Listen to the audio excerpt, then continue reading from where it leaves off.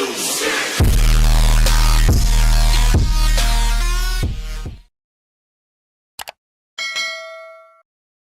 Assalamualaikum warahmatullahi wabarakatuh. Dimanapun sahabat Indonesia berada, salam NKRI garis lucu.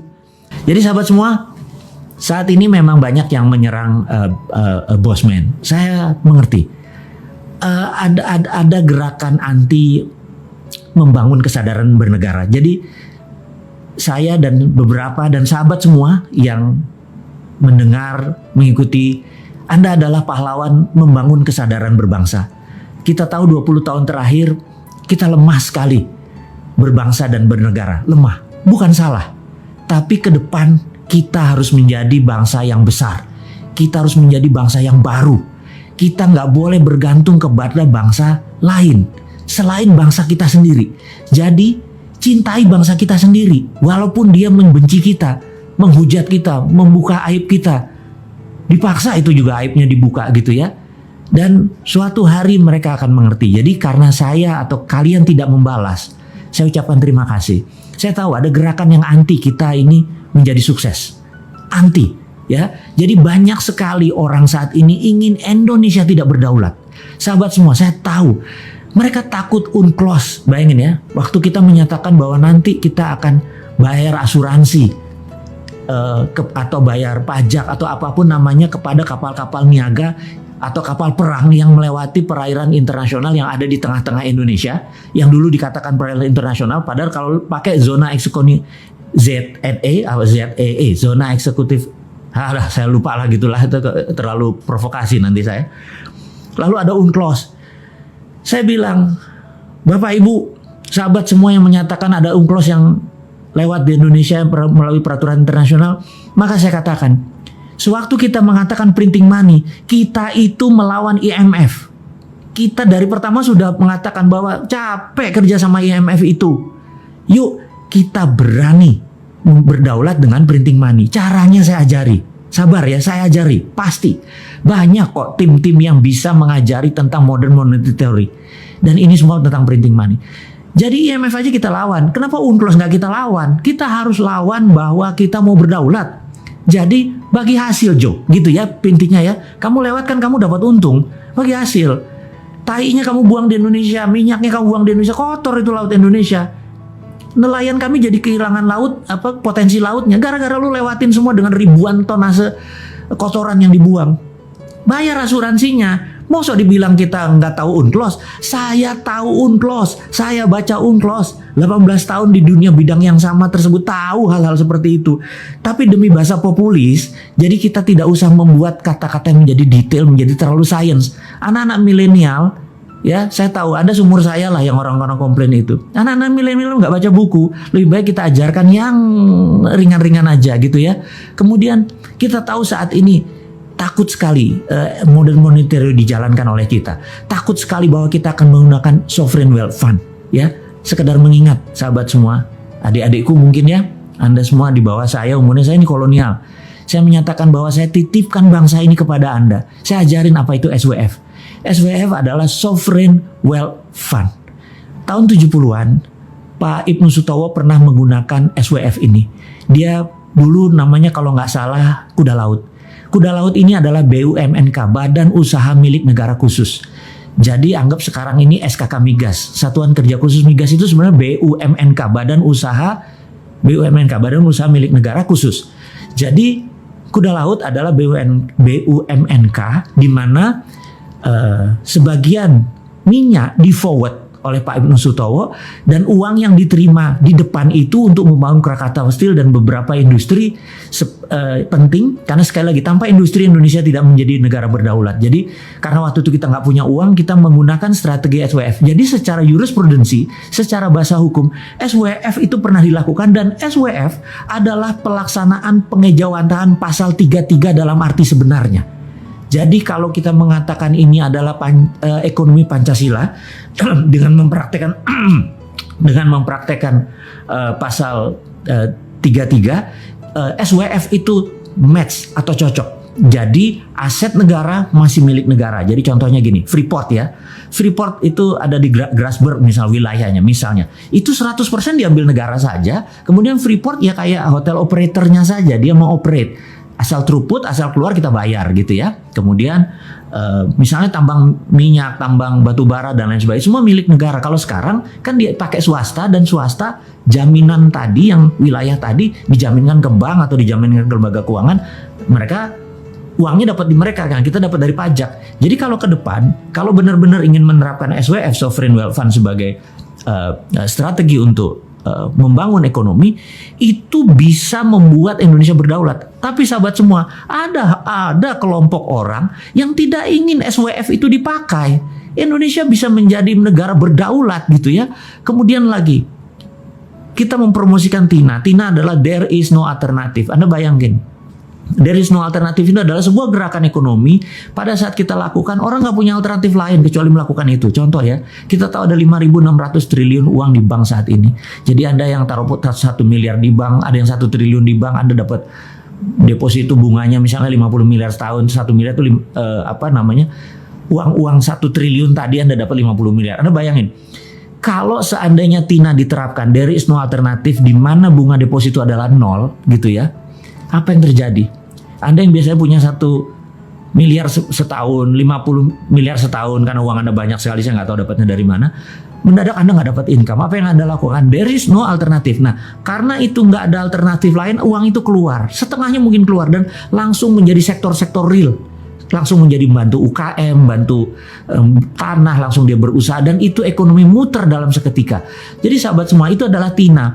Dan ada satu hal lagi yang membuat saya sejak tahun 99 begitu IMF berdaulat, sekali lagi ya, saya ini bukan melawan IMF, saya hanya men-challenge IMF supaya kita bisa menjadi negara berdaulat. Salah satunya adalah sistem perbankan ini saat ini adalah aset based loan. Aduh, maaf ya saya sahabat semua kalau saya ngomong kecepatan saking semangatnya gitu ya. Kalau ketemu Anda semua tuh saya tuh rasanya alive gitu karena hidup saya adalah untuk Anda semua gitu ya. Nah, ada namanya aset based loan. Aset based loan ini begini.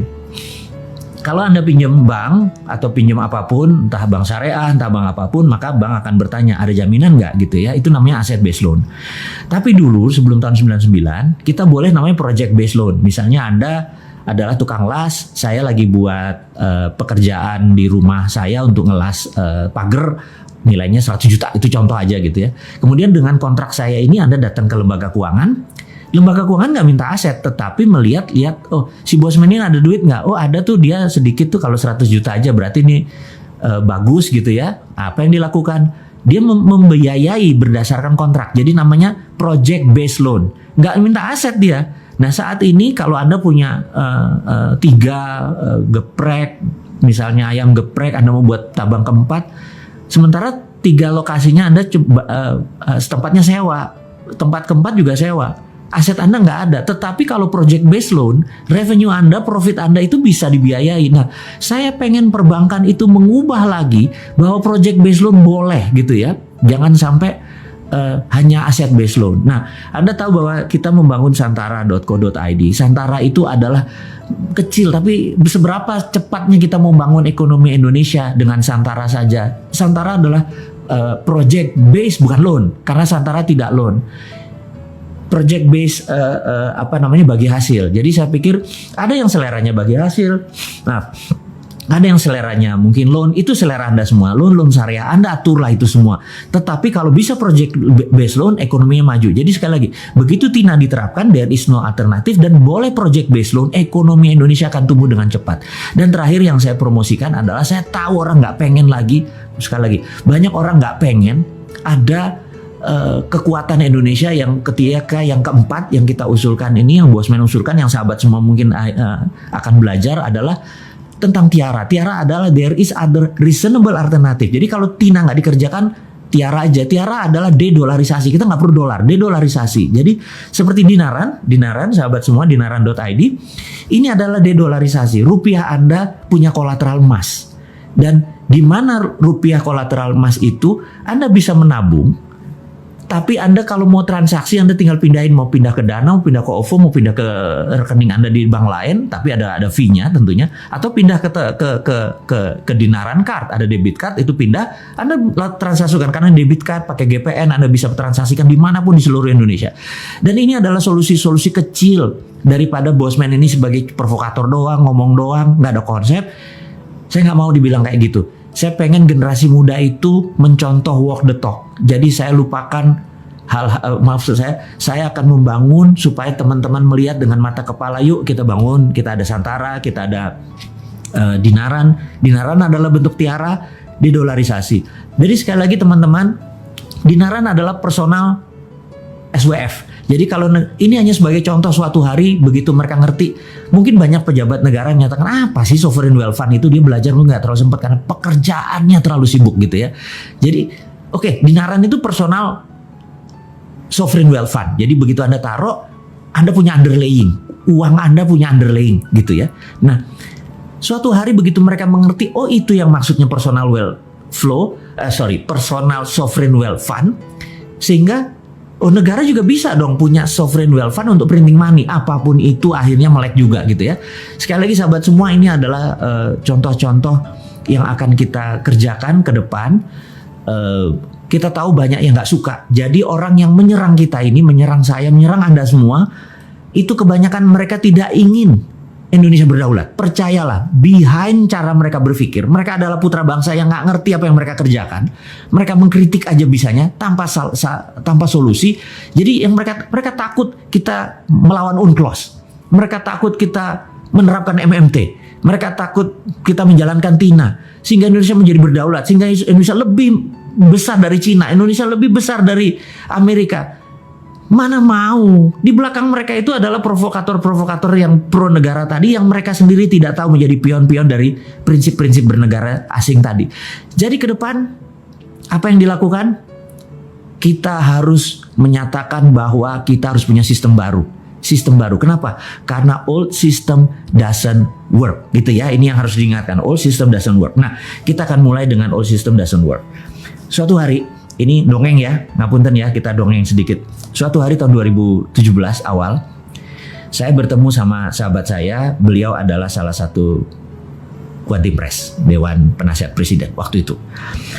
Kita diskusi santai. Jadi saya tanya, Bu, gitu ya, saya sebut aja nama ya. Bu, waktu 2016 tuh kalau nggak salah AP ya, Anggaran Pendapatan Belanja Negara, APBN gitu ya, Anggaran Pendapatan Belanja Negara. APBN itu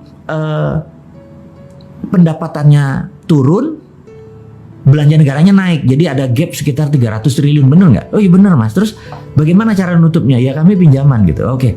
Terus 2017 ini, waktu itu 2017 kayaknya naik Bu, pendapatannya makin turun dan belanja negaranya naik gitu. Terus apa solusinya gitu? Nah ini Mas, nggak tahu nih Mas. Saya bilang, waduh, ada saran. Nah ini dia, Sontoloyo diminta saran coba ya. Saya pikir, ya ngapunten Bu, ini cuman saran ya Bu. Saya bilang gitu. Saya ini kan punya tanah Bu, gitu ya. Nggak besar, sekian hektar gitu di Pasuruan. Tapi kebetulan tanah ini di sekitarnya ada gas dari HCML, dari Husky Sinok Bu. Terus gimana? Saya tuh kepikiran Bu, gimana kalau kita buat smelter, karena ada tanah, ada gas, gimana kalau kita buat smelter? Smelter apa Mas? Smelter Freeport Bu, copper smelter. Loh, kan sekarang Freeport kirim ke Okinawa, kirim ke Sumitomo. Iya Bu. Jadi gini Bu, saya bilang tolong terbitin yang namanya DMO. DMO adalah singkatan dari Domestic Market Obligation. Oke, demo ya.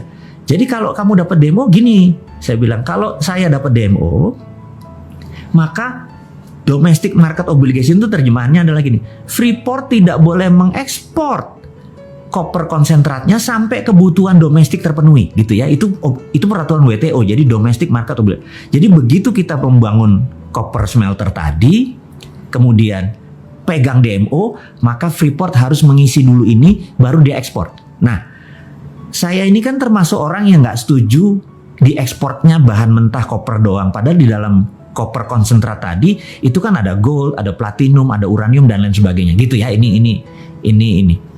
Nah, kemudian apa yang dilakukan oleh DMO ini? Jadi dengan adanya DMO, Bu, saya bilang gitu ya, dengan adanya domestic market obligation, saya bisa nyari pinjaman. Modalnya berapa? $2 billion. Mas punya 2 billion? Punya, Bu. Wah, ini kan agak gila. Punya 2 billion gimana caranya gitu? Gini, Bu. Dengan DMO, saya minta 1 juta koper konsentratnya Freeport tidak dikirim tapi masuk ke pabrik kita. Kita akan bangun dengan sekitar 30 triliun. Investasinya sekitar 2,2 billion US dollar waktu itu. Duitmu dari mana? Gini, Bu. Nanti kan kita akan menghasilkan 100 ton emas per tahun. Dikalikan 20 tahun kan 2 ton. Nah, Bank Indonesia ambil yang 2 ton tadi sebagai jaminannya. Lalu Bank Indonesia terbitin bond, Bu. Bond. Jadi Bank Indonesia nggak usah keluarin duit. Terbitin aja bond. Selama 20 tahun ke depan nilainya $6 billion. Nah, dengan bond $6 billion itu, Bu, saya ke pasar internasional saya bisa cari duit untuk membangun 2,2 billion. Jadi saya moderat, modal dengkul urat, Bu, gitu. Oh, ibunya ngakak gitu ya. Oke, saya paham. Nah, dengan demikian kita 2 ton emas tadi kita bisa printing money, Bu. Ibu bisa nyetak seperti sekarang deh 5 kali lebih banyak dari printing money dan kita nggak berhutang gitu ceritanya. Oh, aku paham katanya, aku paham gitu ya. Jadi itu adalah prinsip saya berkontribusi. Tapi terus ada proposal. Ada proposal, ada, Bu. Saya udah lihat siapin 1 lembar. Oke, nanti saya diskusikan hal ini gitu ya. Nah, sahabat, singkat semua, saya pamit dan nggak lama kemudian 1 bulan, 2 bulan lewat, saya tanya, Bu, gimana usulannya? Nggak bisa karena keluar PP nomor 1 tahun 2017 tentang IUPK. Ya udah deh, saya paham. Saya bilang lanjut deh, saya bilang itu nggak apa-apa karena itu pilihan bernegara. Jadi sekali lagi sistemnya berbeda. Jadi saya cuman mengingatkan bahwa kita pernah mengusulkan bahwa menggunakan kekuatan Freeport. Jadi jangan diambil Freeportnya, tapi diambil kemanfaatan produknya yaitu gold. Dengan gold inilah kita printing money, itu prinsip saya. Tapi sekarang lebih memilih mengambil Freeportnya, pakai pinjaman hutang, dan kemarin utangnya saya nggak tahu gimana bayarnya karena Freeport juga produksinya nggak terlalu bagus. Utang investasi kita nggak balik-balik. Saya nggak ngerti sekali lagi. Kalau saya punya muscle knowledge berbeda, ilmu pengetahuan saya berbeda, cara strategi berbisnis saya berbeda. Lebih baik saya membangun membangun copper smelter di Indonesia di mana hasilnya sekitar 500.000 limbah dari itu diambil petrokimia Gresik dan itu bisa menerbitkan urea. Jadi produk ini sebenarnya sangat integrated, tapi sekali lagi saya udah lewat. Saya cuma menceritakan bahwa sahabat semua, ini hanya membuktikan bahwa old system doesn't work, alias sistem lama itu nggak bekerja. Kita mau challenge. Apakah jarak orang kaya sama orang miskin sekarang mendekat dengan old system? Enggak kan? Apakah saat ini orang semuanya sehat dengan sistem yang ada? Enggak kan? Apakah sekarang ini orang lebih baik kehidupannya dengan old system? Enggak. Jadi kalau old system doesn't work, kenapa kita masih mempertahankan? Itu challenge-nya. Nah, apa yang harus kita lakukan? Jadi menurut saya ini adalah tema garis besar kita bertemu adalah cara cerdas bernegara. Cara cerdas bernegara adalah ubah sistemnya. Tapi kita harus konstitusional ya, bukan ngelawan terus menggunakan perusahaan. Enggak. Itu bukan anak milenial. Anak milenial itu santuy, seru gitu ya. Dan kita juga caranya dengan mempromosikan prinsip-prinsip kita bahwa kita akan menjalankan TINA, kita akan menjalankan printing money, kita akan menggunakan potensi geopolitik dan geostrategi negara kita. Dan ini adalah kekuatan anak bangsa. Sekali lagi, bukan bergantung pada asing. Saya adalah orang yang tidak setuju dengan printing money. Pinjam uang. Capek minjem uang itu. Anda tahu ya. Bayangin misalnya saya punya usaha gitu ya. Modalnya itu kan pasti pinjam. Dan ternyata kerjanya adalah untuk bank. Capek kerja kayak gitu. Jadi seharusnya kan bagi hasil gitu ya. Baik sahabat semua. Jadi kita ke depan adalah mempromosikan asset based loan. saya ini hari ini nggak fit banget, ngomongnya salah semua. Kita akan mempromosikan project based loan, bukan asset based loan. Kita akan menjalankan Tiara, there is other reasonable alternative atau dedolarisasi. Kita nggak mau bergantung pada dolar. Salah satunya adalah tool yang kita bangun. Jadi sahabat semua, saya merasa pertemuan kita tidak usah panjang-panjang. Yang penting poinnya kita dapat.